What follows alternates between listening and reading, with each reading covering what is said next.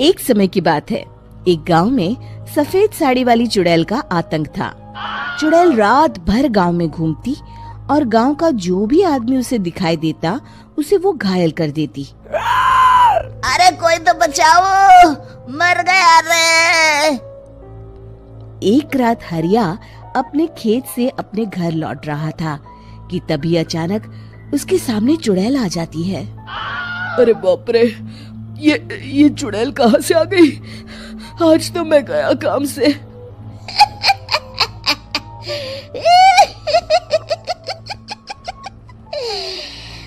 आज मुझे मेरा शिकार मिल गया। अरे चुड़ैल दीदी, मुझे छोड़ दो। जैसे ही चुड़ैल हरिया की तरफ बढ़ती है, हरिया वहाँ से भाग जाता है और अपने घर के दरवाजे पे पहुँचता है।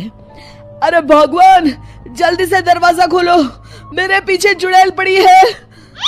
हरिया की पत्नी जल्दी से दरवाजा खोल देती है। अरे आप इतना हाफ क्यों रहे हैं? अरे मेरे पीछे चुड़ैल पड़ी है, आज तो मैं बाल बाल बच गया। जल्दी से सभी दरवाजे और सभी खिड़कियों को बंद करके बत्ती बुझा दो। तभी चुड़ैल हरिया के घर के पास पहुंच जाती है। अरे वो आदमी कहाँ गायब हो गया? मैं भी देखती हूँ आखिर कब तक बचेगा। मैं अपने शिकार को इतनी आसानी से नहीं छोड़ती। इतना कहकर चुड़ैल वहाँ से चली जाती है। वहीं दूसरी तरफ हरिया और उसकी पत्नी दोनों अपने घर की खिड़की से ये सब देख रहे होते हैं। अरे बाप रे, ये तो बड़ी डरावनी चुड़ैल थी। अगले दिन ये बात आग की तरह पूरे गांव में फैल जाती है और धीरे धीरे लोग चुड़ैल के डर के मारे शाम होते ही अपने घरों से बाहर निकलना बंद कर देते हैं। मुखिया जी, नदी के किनारे एक बहुत ही पहुंचे हुए तांत्रिक बाबा आए हैं, हमें उनसे मदद मांगनी चाहिए। मैंने सुना है वो बड़े बड़े भूतों और चुड़ैलों को अपने वश में कर लेते हैं। मुखिया जी सभी गांव वालों को लेकर उस तांत्रिक के पास पहुंच जाते हैं।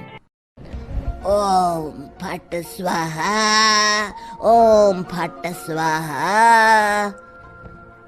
तभी तांत्रिक अपनी बंद आंखों को खोलकर कहता है, क्या बात है, तुम सब लोग यहाँ क्यों आए हो?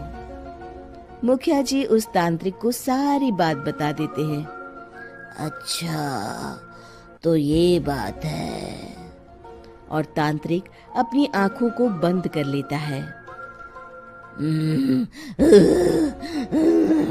मैं देख रहा हूँ तुम्हारे पूर्वजों ने बहुत पाप किए थे, जिससे ये गांव अब श्रापित हो चुका है। उसी के फल स्वरूप तुम्हारे गांव में चुड़ैल आई है। ये चुड़ैल बहुत खतरनाक है, ये किसी को नहीं छोड़ेगी। हे भगवान, मर गए रे, अब क्या होगा? बाबा, इस चुड़ैल से हम सबको बचा लीजिए, कोई तो उपाय होगा। इसका सिर्फ एक ही उपाय है, सभी गांव वालों को बारी बारी हर दिन अपनी आधी फसल उस पहाड़ी के ऊपर बनी काली गुफा में छोड़ के आनी होगी। तभी उस चुड़ैल की भूख मिटेगी और श्राप का प्रभाव खत्म हो जाएगा और तुम सब जिंदा बच जाओगे। सभी गांव वाले उस तांत्रिक की बात को मान लेते हैं और वहां से चले जाते हैं।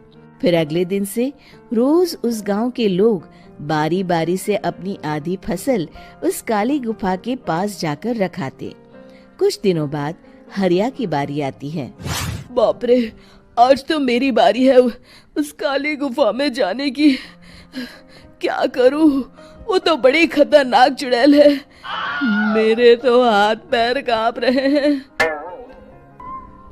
इतना कहकर हरिया वहां से चला जाता है। जैसे तैसे हरिया काली गुफा में पहुंच जाता है।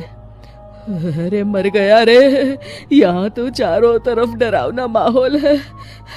मैंने यहाँ आने में बहुत देर कर दी, कहीं चुड़ैल नाराज ना हो जाए।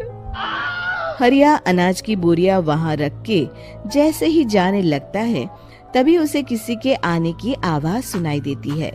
हरिया एक कोने में छुपकर अंदर देखने लगता है।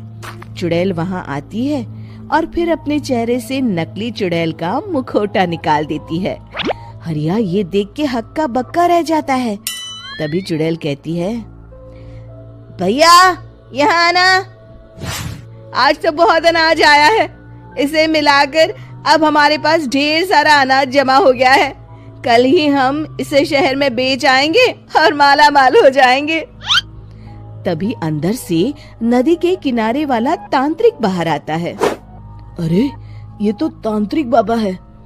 हाँ, अब तो हम दोनों की जिंदगी मजे में कटेगी। गांव वालों को बेवकूफ बनाना इतना भी मुश्किल नहीं था। लोग तो तुम्हें सच में असली चुड़ैल समझते हैं। हाँ, तुमने सही कहा। अब ये गांव वाले चुड़ैल के डर से जिंदगी भर इस काली गुफा में अनाज पहुंचाते रहेंगे। अच्छा, तो ये बात है। ये दोनों पूरे गांव वालों को बेवकूफ बना रहे हैं। अभी जाकर सबको बताता हूँ। इससे पहले वो दोनों हमारा अनाज लेकर शहर जाए, हमें उन दोनों को पकड़ना होगा। उधर दूसरी तरफ नकली तांत्रिक और नकली चुड़ैल बनी औरत एक बड़ी गाड़ी में सारा अनाज लाद के वहाँ से निकलने की तैयारी कर रहे होते हैं। जल्दी करो, इससे पहले हमें कोई देख ले। हमें यहाँ से निकलना होगा। और तभी वो दोनों देखते हैं कि सामने से सभी गांव वाले अपने अपने हाथों में मशाल लेके आ रहे हैं। दोनों बुरी तरह डर जाते हैं। रुक जाओ, तुम दोनों का भांडा फूट चुका है। अरे मर गए रे, ये गांव वाले कहाँ से आ गए? तुमने क्या सोचा इतनी आसानी से यहाँ से निकल जाओगे? ये अनाज हमने अपने खून पसीने से दिन रात खेतों में मेहनत करके उगाया है। दोनों मुखिया जी के पैरों में गिर जाते हैं। हमें माफ कर दीजिए, हम दोनों एक नंबर के कामचोर हैं। बिना मेहनत किए पैसे कमाना चाहते थे। हाँ, अब हम आगे से मेहनत मजदूरी करके पैसे कमाएंगे। हमें कुछ मत करना, हमें छोड़ दीजिए।